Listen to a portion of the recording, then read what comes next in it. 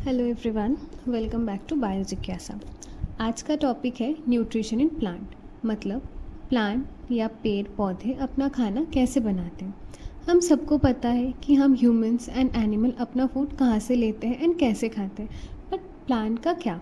Surprisingly plant अपना खाना खुद से बनाते हैं और जिस प्रोसेस को हम लोग कहते हैं फोटोसिंथेसिस, जिसमें प्लांट सनलाइट का यूज़ करती है, कार्बन डाइऑक्साइड का यूज़ करती है, प्लांट पानी का यूज़ करती है, जिससे बनाती है ग्लूकोज, और इस प्रोसेस को कहते हैं फोटोसिंथेसिस।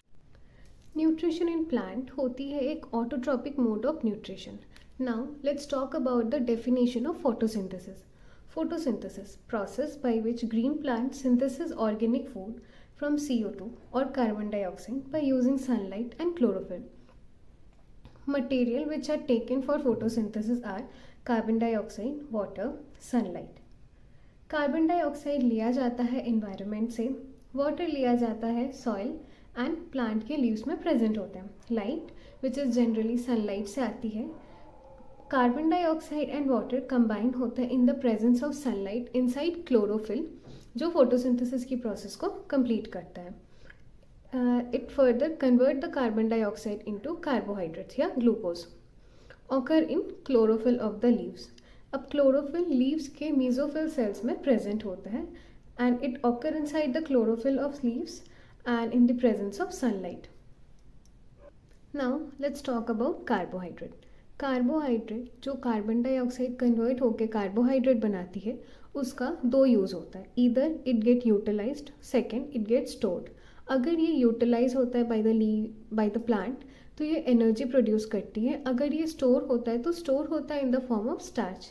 ये starch serve as the internal energy reserve to be used and when required by the plant, यानी ये स्टोर होता है in the form of starch and तब तक के लिए स्टोर रहता है जब तक प्लांट को ज़रूरत नहीं पड़ती है। This is a general structure of leaf. Leaf के अंदर होती है mesophyll cells and mesophyll cells के अंदर होती है क्लोरोप्लास्ट। फोटोसिंथेसिस एक एनाबॉलिक प्रोसेस है। एनाबॉलिक प्रोसेस जहाँ पे स्मॉल मॉलिक्यूल मिलके एक लार्ज मॉलिक्यूल को प्रोड्यूस करते हैं। यहाँ पे कार्बन डाइऑक्साइड एंड वाटर मिलके प्रोड्यूस कर रही है ग्लूकोज। अपार्ट फ्रॉम ग्लूकोज ये वाटर एंड ऑक्सीजन भी प्रोड्यूस करती है। फोटोसिंथेसिस को अपन फर्दर डिवाइड कर सकते हैं light reaction and dark reaction में। लाइट रिएक्शन जहाँ पे होता है फोटोलाइसिस ऑफ वाटर, यानी एक ऐसा स्टेप जिसमें पानी टूट के बनाता है H2 and O2। And dark reaction में कन्वर्ट होती है carbon dioxide into glucose. Now let's talk about the site of photosynthesis. Site of photosynthesis is chloroplast. ये एक क्लोरोप्लास्ट का स्ट्रक्चर है। क्लोरोप्लास्ट प्लांट के मीजोफिल सेल्स में प्रेजेंट होता है, present in the mesophyll cells of leaf. Chlorophyll एक pigment होता है which is responsible for photosynthesis. Chloroplast एक प्लास्टिड है। प्लास्टिड एक ऐसा सेल है जो अपना खाना खुद बना सकता है। उसमें होती है एक आउटर मेम्ब्रेन। ये क्लोरोप्लास्ट का स्ट्रक्चर है जिसमें होती है एक आउटर मेम्ब्रेन, एक inner membrane. Outer and inner membrane separate होती है bye inter membrane space.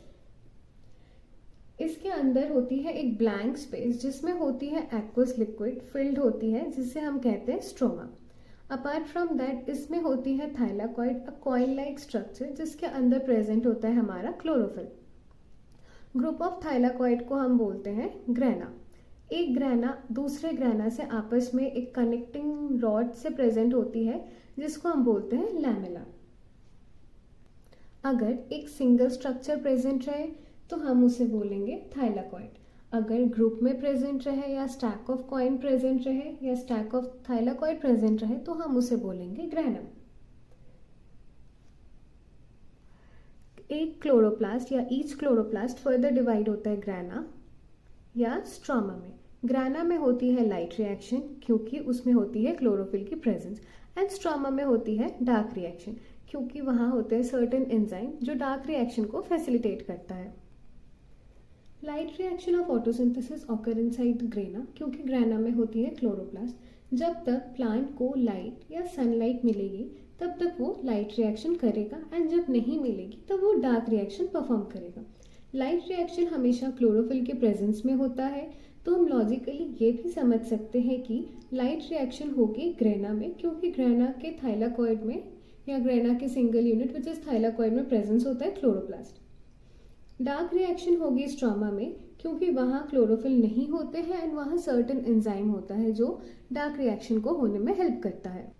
Now let's talk about the light reaction of photosynthesis. Light reaction कहाँ होगी? ग्रेना में। क्यों होगी? क्योंकि वहाँ पे होती है chlorophyll. First step is activation of chlorophyll. Chlorophyll sunlight को एब्जॉर्ब करता है एंड क्लोरोफिल एक्टिवेट होता है एंड वो क्लोरोफिल एक्टिवेट होके एनर्जी प्रोड्यूस करता है।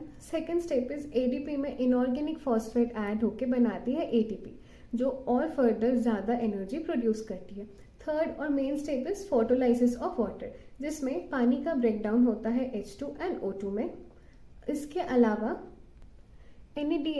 NADP का रिडक्शन होता है यानी उसमें H+ ऐड हो जाता है जो रिड्यूस करके बनाता है NADPH जिससे मोर एनर्जी प्रोड्यूस होती है। Thus, light energy get converted into chemical energy in the form of ATP and NADPH. Now let's talk about dark reaction. Dark reaction में होती है synthesis of carbohydrate from carbon dioxide. Chemical energy formed in light reaction is used for the fixation and conversion of carbon dioxide into carbohydrate. ये formula है, यहाँ पे CO2, NADPH2 and ATP get converted into glucose यानी C6H12O6 plus NADP, 18 ADP and 18 PI and H2O. ATP further dissociate होता है ADP and phosphate में। NADPH का वापस से ऑक्सीडेशन हो जाता है, वो NADP अपने ओरिजिनल फॉर्म में चला जाता है and carbon dioxide further convert हो जाता है कार्बोहाइड्रेट या ग्लूकोज में। Here the diagram shows inside the thylakoid जहाँ पे क्लोरोफिल प्रेजेंट होती है वाटर का फोटोलाइसिस हो रहा है। हाइड्रोजन वाटर ब्रेक कर रही है ऑक्सीजन में एंड H+ में।